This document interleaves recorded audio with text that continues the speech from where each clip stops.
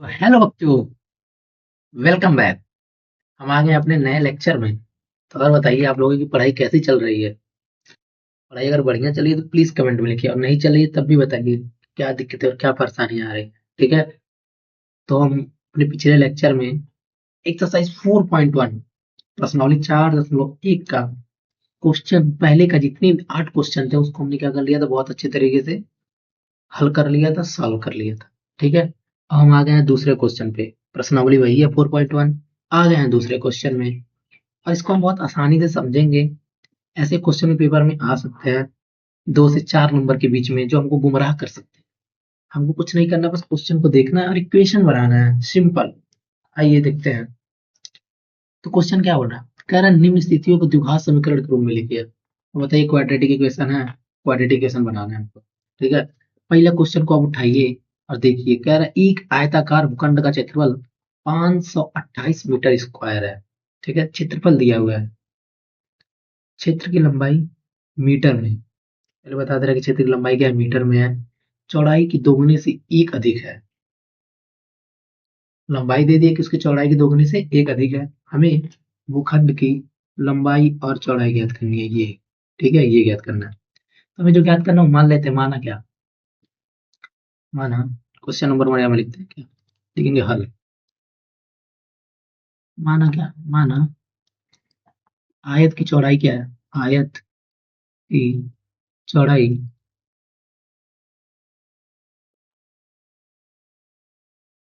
आयत की चौड़ाई है हमारा एक्स मीटर। यहाँ पहले ही दिया कि लंबाई मीटर में और चौड़ाई भी हमारा क्या है, मीटर में ही है। ठीक है, तो हमने मान लिया। ओके, तो इसलिए हमको क्या, यहाँ पे दिया गया है क्या, लंबाई कितना है। तो इसलिए क्या हो जाएगा, आयत की लंबाई जो कि हमको दिया गया, क्या दिया गया है, क्योंकि उसकी चौड़ाई की दोगुनी से एक अधिक है। अब बताइए, इसका चौड़ाई एक्स था तो उसका दोगुना कर दीजिए और एक अधिक कर दीजिए, बस हो गया आपका लंबाई। ये है। तो माना आयत की चौड़ाई एक्स मीटर हो गया, और इसकी आयत की लंबाई क्या हो गया, 2x+1 मीटर।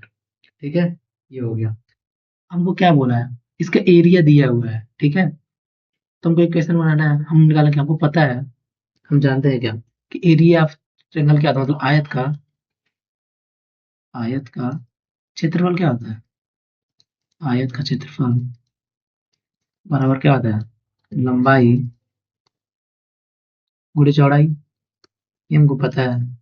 ठीक है, तो आइए, इसका लंबाई हमारा कितना था, 2x+1। Okay, 2x+1। इसका चौड़ाई कितना है, x बराबर, एक सेकंड, इधर बराबर मत करिए, हमने इधर लिखा ना फार्मूला। ठीक है, बराबर। अब देखिए, इसका क्षेत्रफल हमको दिया गया कि नहीं, दिया गया है 528 मीटर स्क्वायर था।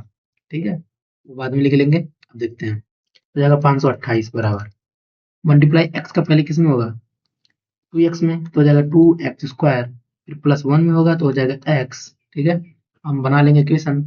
हम 528 को ट्रांसफर कर देंगे इधर, तो हो जाएगा 2x square plus x minus 528। ठीक है, ये हमारा क्या बन गया, द्विघात समीकरण। ठीक है, तो बोल देंगे क्या, इसलिए क्या है हमारा, द्विघात समीकरण बन गया। ठीक है, द्विघात समीकरण है। ठीक है, हमारा क्या, इसका द्विघात समीकरण है। ठीक है, बस यही हमको सिंपल ही करना था। बस हमको क्या, समीकरण के रूप में ला देना है, जो हम कर लिए। हमको लंबाई दिया ही गया था कि 2x+1 है, चौड़ाई से अधिक था, तो हमने चौड़ाई को क्या मान लिया था, x, और लंबाई हमको मिल गया था, तो हमने आयत के सेम फार्मूले पर रख दिया और हमारा आंसर आ गया। ठीक है, हम देखेंगे अगला क्वेश्चन। अगला क्वेश्चन और इजी है, हम उसको यहीं पे कर सकते हैं, नहीं तो अगले पेज पे करते हैं। तो पहले क्वेश्चन पढ़ लेते हैं। हमने क्या दिया, दो क्रमागत धनात्मक पूर्णांकों का गुणनफल 306 है।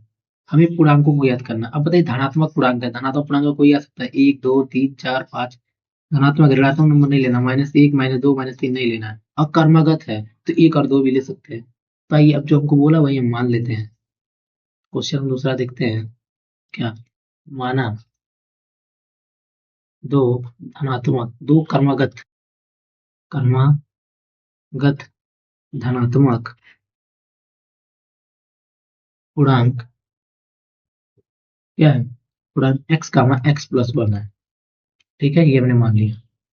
अब प्रश्नानुसार देखेंगे क्या कि इसका गुणनफल कितना दिया गया है, दिया गया क्या है इसका गुणनफल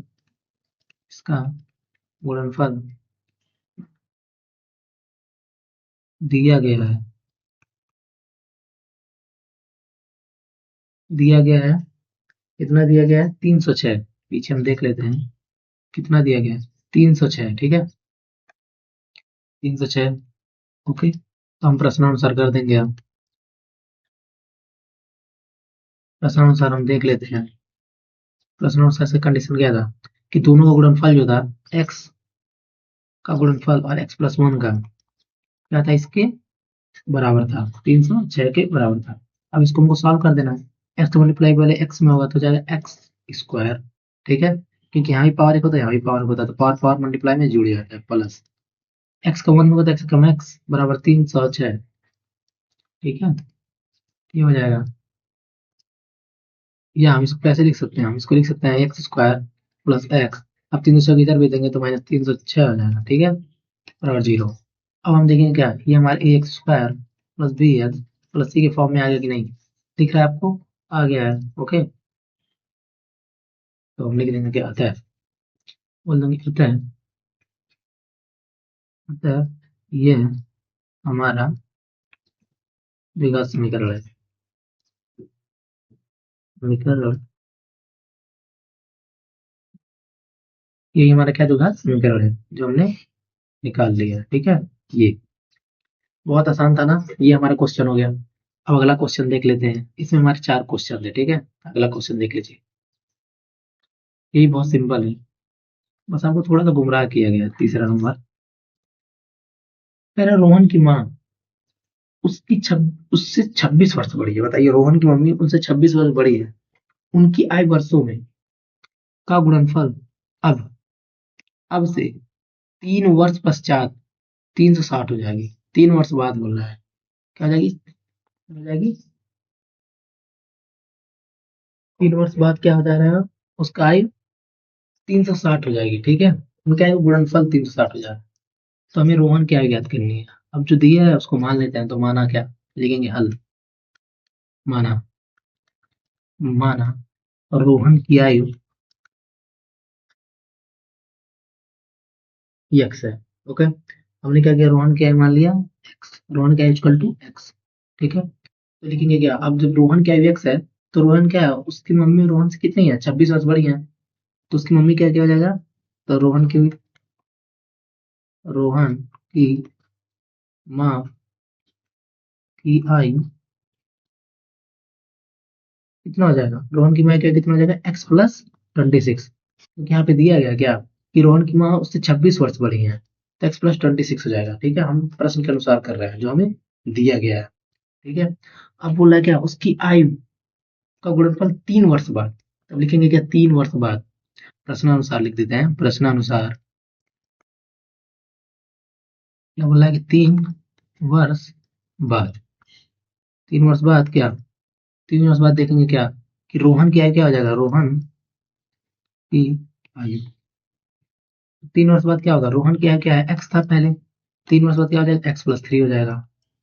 और रोहन की माई क्या है, रोहन की माँ का आयु कितना हो जाएगा, पहले कितना था, एक्स प्लस 26 था, ठीक है, 26 था। अब 3 इसमें भी ऐड हो जाएगा 3 साल बाद, तो कितना हो जाएगा एक्स प्लस 29, ठीक है, ये हो जाएगा। अब हमें क्या दिया गया, अब प्रश्न के अनुसार क्या गया, दोनों का गुणनफल, ठीक है, दोनों का गुणनफल क्या है 360 है, तो लिखेंगे क्या, पुनः प्रश्न अनुसार, पुनः प्रश्न अनुसार।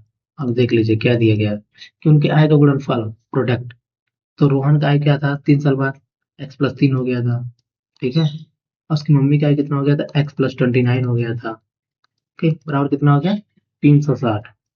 अब हमको यहाँ से रोहन का आयु निकालना है, ज्ञात करना है, पर हमको तो इक्वेशन मत बनाना है, तो हम बना लेते हैं।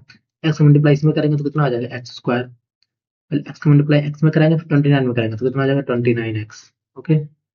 फिर 3 का मल्टीप्लाई एक्स में कराएंगे तो हो जाएगा 3x प्लस 29 में कराएंगे तो हो जाएगा 3 9 27 और 3 दूना 6, 6 2 8 बराबर 360। ओके, एक्स स्क्वायर प्लस 29 में 3 जोड़ते में कितना हो जाएगा?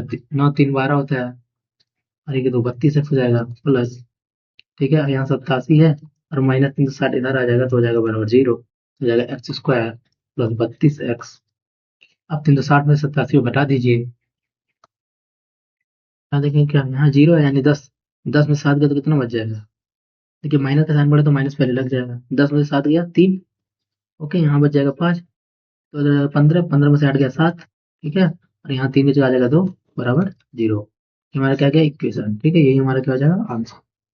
ओके, तो क्या यही हमारा क्या है? द्विघात समीकरण है, ठीक है।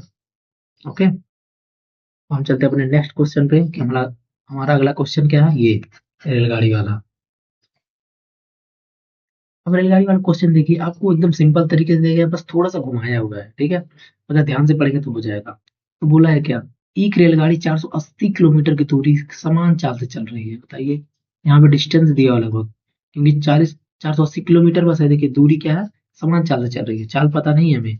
यदि इसकी चाल 8 किलोमीटर पर घंटा कम होती है, अब चाल तो पता नहीं था पर कम पहले हो गया, ठीक है, तो वह उसी दूरी को, मतलब इसी 480 किलोमीटर को तय करने में 3 घंटा अधिक लेती है। हमें रेलगाड़ी की चाल ज्ञात करना है, ठीक है। तो मान लेते हैं क्या, मान लेते हैं जैसे हम आगे से करते हुए हैं क्या, क्वेश्चन नंबर 4 लिखेंगे और लिखेंगे हल। माना क्या, माना माना रेलगाड़ी की चाल क्या है? रेलगाड़ी की चाल बराबर एक्स किलोमीटर प्रति घंटा, मान लिया हमने, मान लिया, बहुत अच्छे तरीके से मान लिया, ठीक है। अब हम पीछे देखेंगे क्या, कितना टाइम लगा। उसका चाल तो मान लीजिए ये था, 8 घंटा कम कर देंगे। पहले हम इसका यहाँ पे टाइम तो निकाले कितना समय ले रहा है, ठीक है, यहाँ पे देख लेते हैं क्या। तो समय बराबर हम क्या करेंगे, हम क्या मान लेंगे, माना कि 480 किलोमीटर तय करने में लगा समय, क्या हो जाएगा बताइए? समय तो लगेगा ही, ये हमारे पहले कंडीशन के अनुसार है, पहले शर्त के अनुसार कितना हमारा दूरी था? 480, ठीक है, और स्पीड हमारा कितना था? एक्स हमने माना था, ठीक है, तो ये हो जाएगा हमारा समय, ठीक है।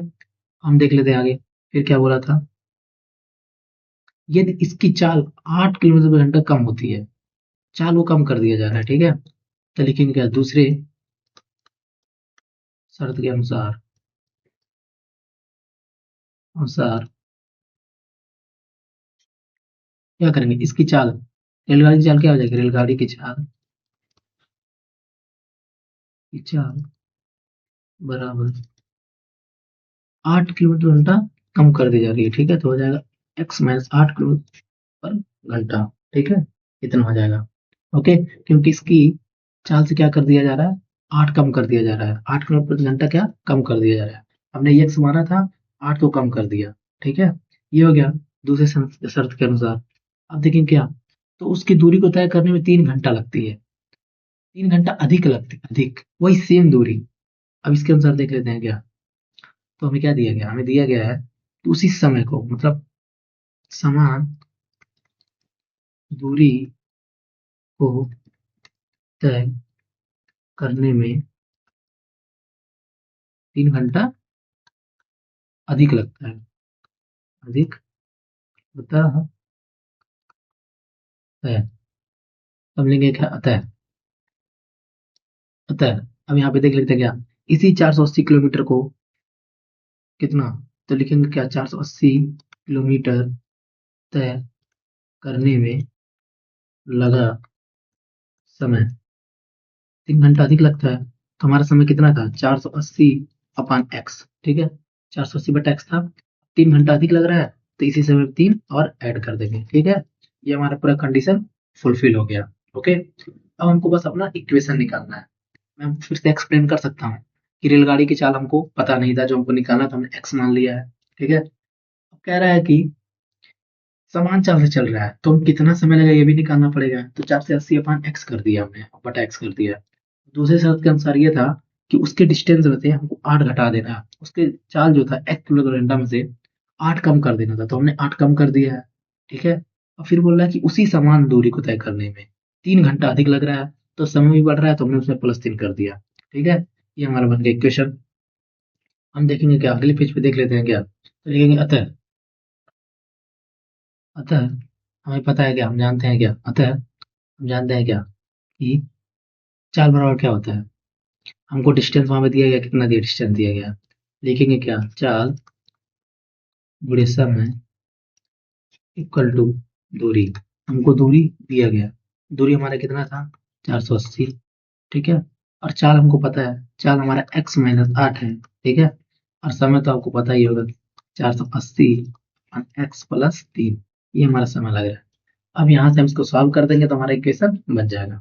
ठीक है, तो ये सॉल्व करते हैं। तो सबसे पहले हम क्या करेंगे, इसको हम लिखते हैं x-8। ठीक है, मल्टीप्लाई में है, यहाँ पे कुछ नहीं है तो 1 है, एलसीएम इसका ले लेते हैं। तो x कम x आ जाएगा 480 प्लस एक कम एक x हो जाएगा 3x। ठीक है, बराबर 480, ये हो गया। ठीक है, हम x-8 का इसमें क्या कर देंगे, मल्टीप्लाई ऊपर वाले में, क्योंकि मल्टीप्लाई है तो समान ऊपर ऊपर क्या होता है, मल्टीप्लाई होता है। x कम के इसमें करेंगे, हो जाएगा 480x।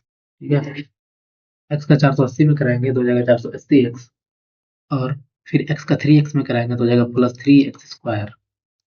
तो इस -8 का इसमें कराएंगे तो हो जाएगा कितना, माइनस है तो माइनस लग जाएगा, 8 0 0, 8 8 64, 8 चौके 32, और 32 6 हो जाएगा 38। ठीक है, और फिर 8 का 3x में हो जाएगा तो हो जाएगा -8 3 का 24x। ओके, ये हो गया अपान x बराबर 480। अब ये इक्वल टू में है, फिर ये मल्टीप्लाई हो जाएगा, x का मल्टीप्लाई हो जाएगा 480x में, हो जाएगा 480x plus 3x² minus 3840 minus 24x बराबर 480x। ठीक है, अब देखिए यहाँ भी 480x है, यहाँ भी 480 है, समान सेम साइन है, प्लस प्लस तो क्या हो जाएगा, कैंसिल। ठीक है, खत्म। तो यहाँ हमारा क्या बच जाएगा, तो हो जाएगा हमारा, हो जाएगा 3x² minus 24x and minus 3840। हमने क्या कर दिया, A X square plus B X plus C के फॉर्म में लिख दिया है। ठीक है, हमारे का इक्वेशन मिल चुका है। अगर हम चाहें तो यहाँ से 3 क्या कर देते हैं, कॉमन भी ले सकते हैं, क्यों, बराबर 0 है। एक सेकंड, ये बराबर क्या हमारा 0 है। ठीक है, अब 3 यहाँ से हम कॉमन ले सकते हैं क्योंकि सब डिवाइड हो रहा है, इसे देख लेते हैं 3 से डिवाइड हो रहा है कि नहीं, 8 4 12 3 15 डिवाइड हो रहा है। ठीक है, तो कॉमन ले लेते हैं 3 को, कॉमन ले तो हो जाएगा x² माइनस 3 × 24x माइनस 3 × 3 3 दूना 6, 3 × 3 हो गया। ठीक है, तो करेंगे 3 दूना 6 तो बच जाएगा 2, 3 × 8 = 24। ठीक है, आ जाएगा 0 बराबर 0।